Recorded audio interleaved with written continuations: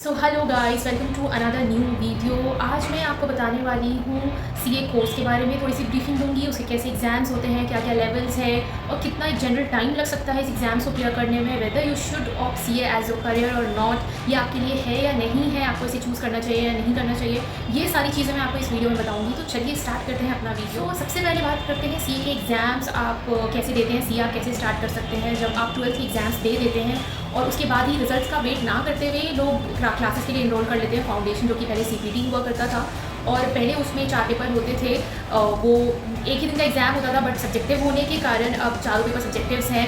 सो 100 marks के paper होते हैं, पहले 50-50 के होते थे। सो एक ही दिन में वो ऑब्जेक्टिव टाइप क्वेश्चन हो जाते थे, एग्जाम्स हो जाते थे। सो मैंने सीपीटी दिया है और अभी वो फाउंडेशन चल रहा है। वो जनरली आप बोल सकते हैं 6 मंथ्स का कोर्स होता है। पहले ऐसा होता था कि हम इसे 2 महीने में भी क्लियर कर लेते थे क्योंकि ये एक दिन का ऑब्जेक्टिव होता था।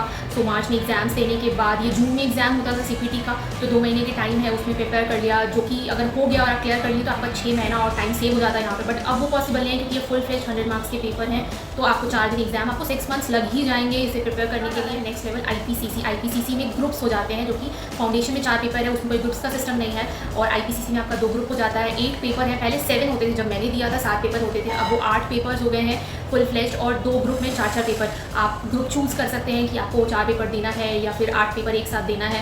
सो जनरली 1 साल बोल सकते हैं आप, जैसे 6 महीने में सीपीटी आपने क्लियर किया, उसके बाद जो भी अटेम्प्ट आता है, और साल में 2 बार एग्जाम्स होते हैं, इसलिए 6-6 महीने पे एग्जाम्स होते हैं। तो आपको 1 साल वेट करने की ज़रूरत नहीं पड़ती इस एग्जाम्स के लिए, ये बहुत अच्छी बात होती है इसमें। और उसके बाद आईपीसीसी में अगर आपका एक ग्रुप क्लियर हो गया या आपके 8 पेपर क्लियर हो गए, दोनों ग्रुप हो गया, आप एक ग्रुप के बाद भी आर्टिकलशिप ज्वाइन कर सकते हैं। बट उससे पहले आपको एक ट्रेनिंग करनी होती है जो कि 15 और 16 डेज़ की होती है। आईटी एंड ओटी, आईटी में आपको कंप्यूटर रिलेटेड ट्रेनिंग होती है, उसके बाद उसमें टेस्ट भी होते हैं। देन होती है ओटी, उसमें आपको कम्युनिकेशन स्किल्स, पब्लिक स्पीकिंग, ये सब चीज़ें होती है। स्पीकर्स आते हैं, आपको बताते करते हैं, ये सब सारी चीज़ें होती हैं। और बहुत सारे फन भी होता है ओटी में, जनरली वो फुल डे होता है। और आईटी जो है आपका फुल डे प्रोग्राम नहीं होता है। सो इस तरीके की कुछ छोटी मोटी ट्रेनिंग्स होती हैं जो आईपीसीसी ख़त्म करने के बाद या एक ग्रुप क्लियर करने के बाद, बट बिफोर योर आर्टिकलशिप आपको करनी होती है।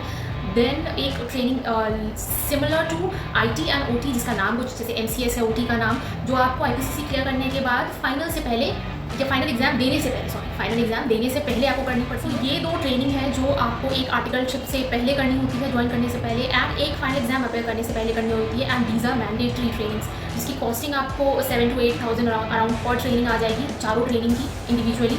देन आप आर्टिकलशिप के लिए इनरोल करते हैं। एंड अगर आपने एक ग्रुप क्लियर होने के बाद आईपीसीसी के इनरोल किया तो फिर आपको छुट्टी लेनी पड़ेगी एंड देन आपको सेकेंड ग्रुप क्लियर करना पड़ेगा।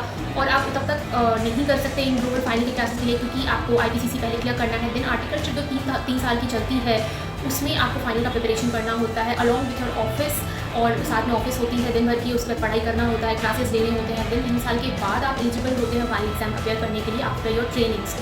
देन जो एग्ज़ाम्स होते हैं वो एग्ज़ाम क्लियर करने के बाद आपको जितना भी टाइम लगे, आपने जितना भी प्रिपरेशन किया हो, सो ये बोला जाता है कि आप जितनी जल्दी आर्टिकलशिप में फर्स्ट ईयर से ही पढ़ाई स्टार्ट कर देते हैं और कंसिस्टेंसी रखते हैं, बेटर चांसेस होते हैं कि आपका क्लियर जो हो जाएगा फाइनल वो जल्दी हो जाए। इसके बारे में जिसको बोला तो जाता है कि ये 5 साल की होती है, बट वो आपके ऊपर डिपेंड करता है कि आपकी परफॉर्मेंस कैसी है, उसकी हार्ड वर्क स्मार्ट वर्क कर सकते हैं।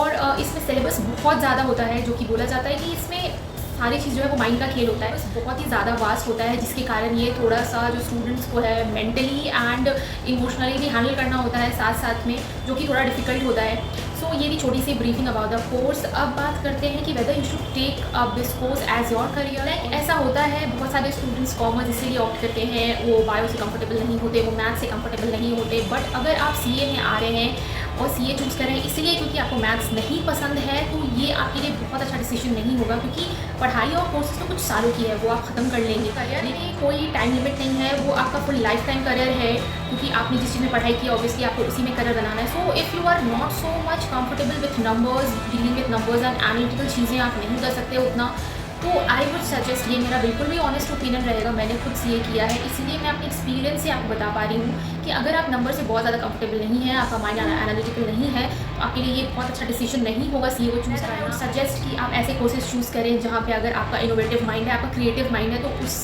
चीज़ों को आप वहाँ पे अप्लाई कर सकें, rather than choosing CA just because कि ये ट्रेडिशनल है, ये चला आ रहा है, आपने कॉमर्स ले लिया, तो ये ज़रूरी नहीं है कि आपको भी सीए ही करना है। सो ये मेरा बिल्कुल भी ऑनेस्ट ओपिनियन रहेगा किया है, बट मैं उन लोगों को बिल्कुल भी सजेस्ट नहीं करूँगी सीए करने के लिए जो कि बहुत ज़्यादा कंफर्टेबल नहीं है नंबर्स से, क्योंकि वो आपको समझ आ जाएगा आपके आर्टिकलशिप के टाइम में ही, जब आप पढ़ाई करेंगे ट्रेनिंग करेंगे तो आपको समझ में आ जाएगा किस तरीके के काम होते हैं इसमें और किस तरीके की चीज़ें हैं जिससे आपको डील करना होगा. सो आई वुड रेदर सजेस्ट कि डिसाइड बिफोर चूजिंग एनीथिंग. इसीलिए मैंने एक थोड़ा सा ब्रीफिंग दिया है इसमें आपको कि क्या सारी चीज़ें होती हैं. Type of mind CA course is required. Hard work and consistency की ज़रूरत पड़ती है. And one more thing, that if you decide that you want to do something, there is no power, there is no one who can stop you in this world. And if you want to do CA, you can surely आप ताकि सही decision ले सकें अपने लिए और confuse ना हो बिल्कुल भी. मैं अपने एक्सपीरियंस और अपने नॉलेज से आपको हेल्प करना चाहती हूँ.